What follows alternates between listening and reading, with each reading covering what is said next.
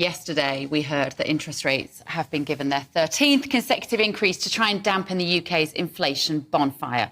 On the same day, Chris Whitty was talking to the world's most expensive COVID inquiry about the logic of locking down healthy people. And don't for 1 minute think that these two issues are unrelated. This is the man who stood at the lectern every day at 5 p.m. to explain why you mustn't leave your house. I'm sure you remember it clearly. And triggered a £500 billion government spending spree, which has now set our economy on course to probably collapse. Here is Whitty yesterday being quizzed on how lockdowns came about. Very big new idea was the idea of a lockdown. All the NPIs are sometimes called lockdown by some commentators, but I'm talking here very, very specifically about the state saying people have to go home and stay at home, except under very limited circumstances. A very radical thing to do. I would have thought it would be very surprising, without this being requested by a senior politician or similar, that a scientific committee would venture in between emergencies into that kind of extraordinarily major social intervention with huge economic and social ramifications. Right. So we were told repeatedly that the politicians were following the science, but the scientists are now saying that they were following the politicians, which begs the question, who were the politicians following?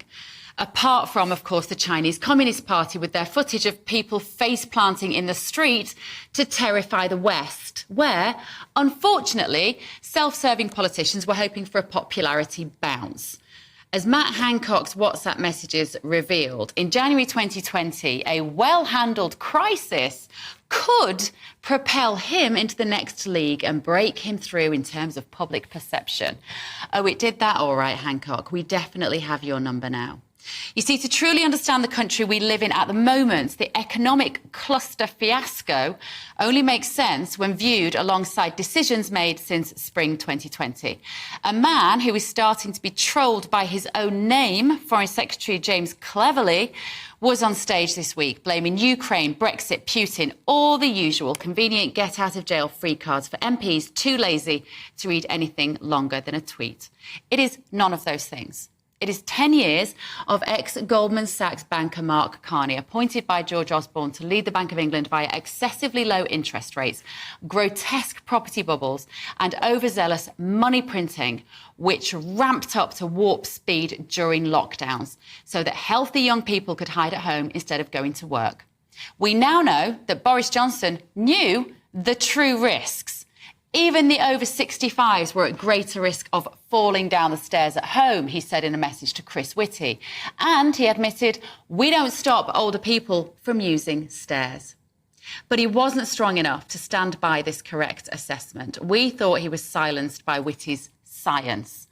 Apparently not. So someone isn't being entirely truthful.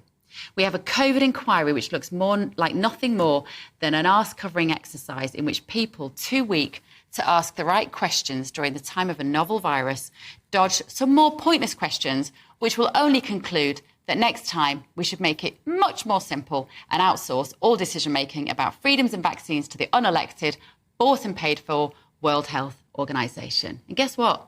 Those people, they care even less than Sunak or Starmer about your ability to pay off your loans. You deserve better. A concise inquiry in which we find out why there was no economic cost-benefit analysis of such totalitarian policies, and a functioning economy that not only works for huge corporations, but also the small businesses upon which this great nation is built.